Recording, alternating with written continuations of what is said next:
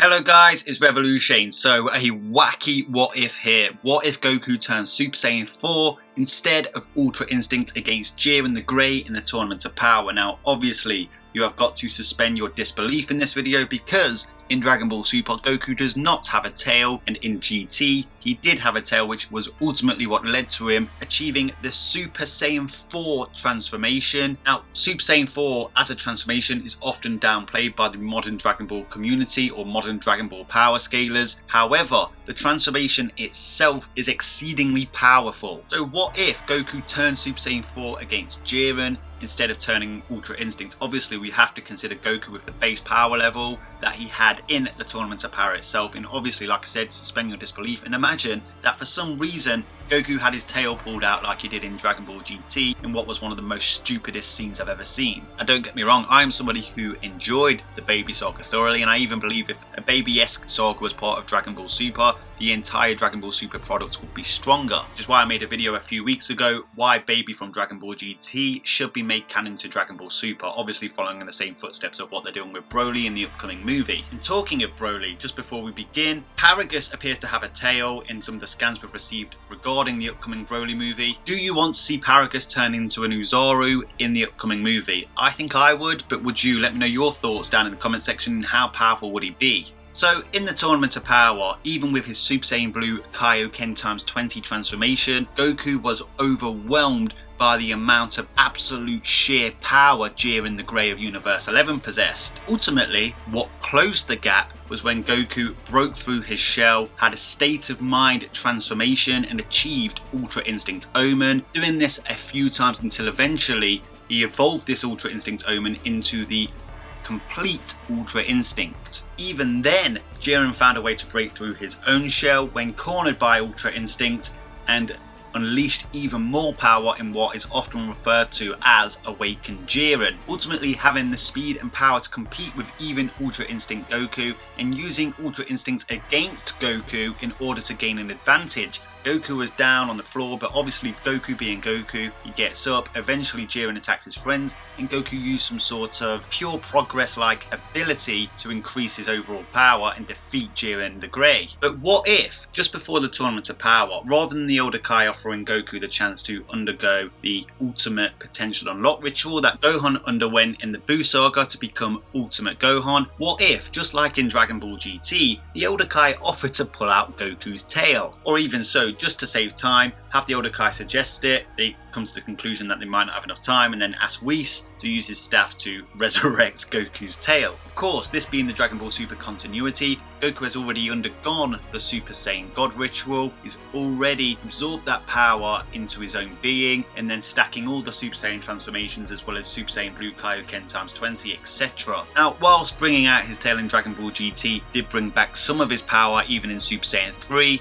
it ultimately didn't grant him enough power to compete with Baby at that time. It wasn't until Goku saw the Earth and transformed into an Oozora, and then had Pan give some speech which ultimately led to Goku achieving Super Saiyan 4 after gaining control of the Oozora transformation, or the Golden Oozora transformation as it was in Dragon Ball GT. The Golden Oozora transformation is basically a Saiyan who has the ability to turn Super Saiyan, transforming into an Oozora. And obviously, Goku never had a tail when he originally turned Super Saiyan on Namek up until Dragon Ball GT when he had his tail pulled out. This is why it was the first time it ever happened for Goku in Dragon Ball GT. The Golden Oozora is literally a hybrid transformation between the Oozora and a Super Saiyan, but once you basically gain control of that state, you somehow turn into a more humanoid, red-haired figure called Super Saiyan 4. It doesn't make a great deal of sense, but that's Dragon Ball GT logic for you. Regardless, I really like the Super Saiyan 4 transformation, though personally I don't think it should have been called Super Saiyan 4 because Super Saiyan 2 and Super Saiyan 3 are really just powered up variants of the original Super Saiyan as per Akira Toriyama, whereas this is a hybrid transformation between Oozora and Super Saiyan, and would have made more sense if it was just called something like Super Saiyan Oozora. Anyway, I digress. So Goku's had his tail pulled out ready for the Tournament of Power, but obviously just having his tail pulled out isn't going to allow him to compete with Jiren. Goku turning to Super Saiyan Blue, would naturally get a blue tail as well because of the hair on his tail. It wouldn't be enough. He would amp up the Kaioken times 20. That still wouldn't be enough. He'd try the Spirit Bomb. That still wouldn't be enough. So basically, eventually, without achieving Ultra Instinct, Goku would eventually start to lose. Jiren would eventually eliminate him. So Vegeta comes up with the idea that Goku, having a tail, should be able to transform into an Oozora again. So just like in the Saiyan saga, when he created the fake lunar energy ball and sent it up into the sky to serve as a moon, which ultimately resulted in Vegeta turning into an Oozora against Goku in the Saiyan saga. He does this but for Goku's sake, because obviously Vegeta needs Goku to win this tournament for him, otherwise his whole universe can get wiped out, including Bulma, including Trunks and Bulla. This lunar ball would ultimately emit Blutz rays, which would impact Goku's physiological transformation of Oozora. But of course, just like in Dragon Ball GT, Goku in Dragon Ball Super has far surpassed the original Oozora state. He hasn't just achieved Super Saiyan, he's achieved Super Saiyan God and Super Saiyan Blue. So, Super Saiyan Blue is also a hybrid transformation between Super Saiyan, but what if you threw Oozora in the mix? Well, surely you would get a blue Oozora. Of course, Goku would be extremely powerful in this state, but Goku hasn't had that original Saiyan training that the likes of Vegeta had way back in their youth, where they know how to control the Oozora form. Just like in Dragon Ball GT, when he turned into a golden Oozora, he was literally just rampaging. He didn't know who he was attacking. He was just going wild until, like I said earlier on in this video, Pan found a way to calm him down and get him to concentrate on controlling the Oozora transformation, in which he turned into the humanoid Super Saiyan 4 figure. Obviously, Pan is not in the Tournament of Power. In fact, she's still a baby at this point in Dragon Ball Super. So you would have to rely on somebody like Master Roshi, Krillin, Gohan, or maybe even Vegeta to get through to Goku and get him to control his form. In fact, Vegeta might actually be a good one to use because he has experience of controlling the Oozora transformation.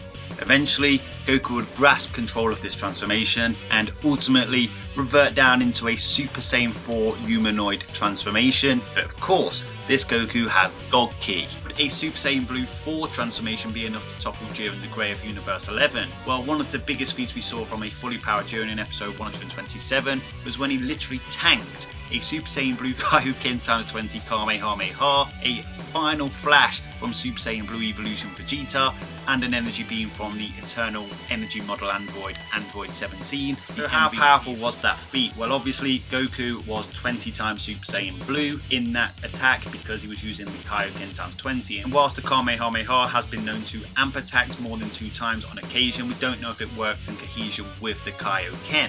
So we can at least assert that he is 20 times his regular Super Saiyan Blue form with Super Saiyan Blue Kaioken times 20 in this attack. Then obviously we have Blue Evolution Vegeta, who was originally relevant to Super Saiyan Blue Kaioken times 20 when he initially transformed, but he got stronger. And then the Final Flash is also a power amping attack, even more so than the Kamehameha. And of course, Android 17 is somewhere around Super Saiyan Blue level of power, probably a little bit stronger based on his feats in the Tournament of Power. But ultimately what I'm trying to say is that Jiren, whilst tanking these 3 attacks at the same time, had to be at least 100 times stronger than Super Saiyan Blue to do so, and that's a low ball. Well, of course, Super Saiyan Blue is essentially Super Saiyan stacks on Super Saiyan God, so you could advocate that it's the same as the regular Super Saiyan, the golden haired Super Saiyan, that is 50 times the base form, and in this case, Super Saiyan God is the God Ki base form for Goku, and that's also implied in this fight against Kefla. Kefla turns Super Saiyan, Goku turns Super Saiyan Blue. He actually closes the gap, if anything, in terms of competing with Kefla at that point. And of course, there's Super Saiyan 2, which is a 2 times multiplier over the regular Super Saiyan, and then of course there's Super Saiyan 3, which is stated to be 4 times Super Saiyan 2.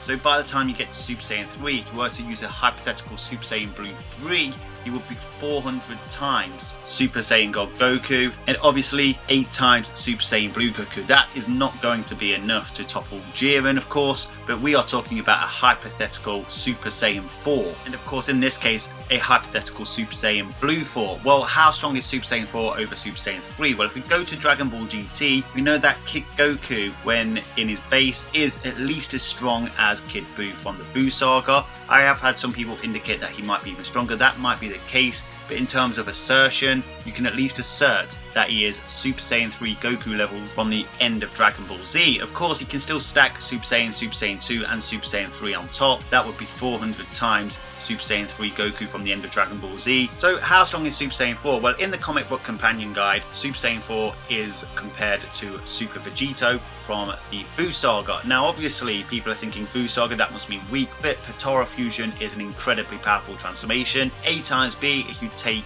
what the Super Exciting guy says literally. Now this comic book companion guide did come out around the Baby Saga in Dragon Ball GT, and Goku did continue to get stronger throughout that series. However, obviously we're talking about an initial transformation here, and the initial transformation of Super Saiyan 4 was in the Baby Saga.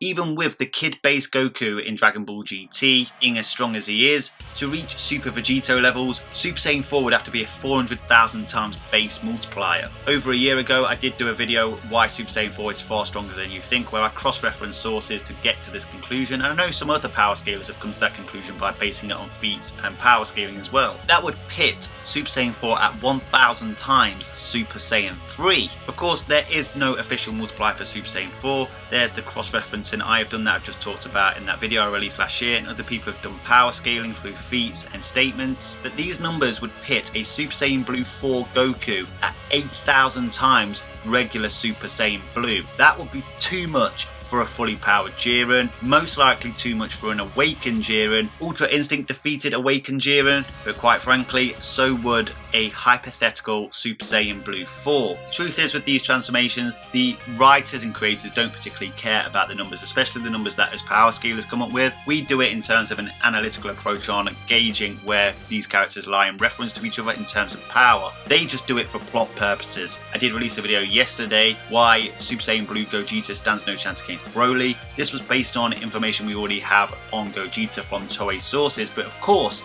if he is to occur in the upcoming movie, for plot purposes, there's no chance Gogeta will actually lose. The power of these transformations simply serve the plot, and quite frankly, at times Dragon Ball GT lost the plot in terms of power scaling. And I'm not saying Dragon Ball Super hasn't at times as well, but just like Ultra Instinct, Super Saiyan 4 is a devastating transformation. Of course, Ultra Instinct comes with the added speed hacks of mastery of self-movement, eradicating the delays in thought process that would ultimately impede speed. Anyway guys, this is just a fun what if video mixed with a bit of power scaling and a bit of lore behind Dragon Ball GT and Dragon Ball Super. It's not to be taken seriously, this is never going to happen. I'm not even implying it will even remotely happen. Could happen in something like Dragon Ball Heroes, but that's all. Hope you enjoyed listening to this wacky topic. If you have any what if scenarios you would like me to cover, please do let me know in the comment section. Do you think it would be Super Saiyan Blue 4? Do you think he would have a different colour fur, as Super Saiyan 4 actually has red fur, which makes no sense in relevance to the brown Oozora and the golden Super Saiyan? So let me know your thoughts on that in the comment section. Smash that like button, keep lending me your energy, subscribe if you haven't subscribed. Until next time, Ad Astra.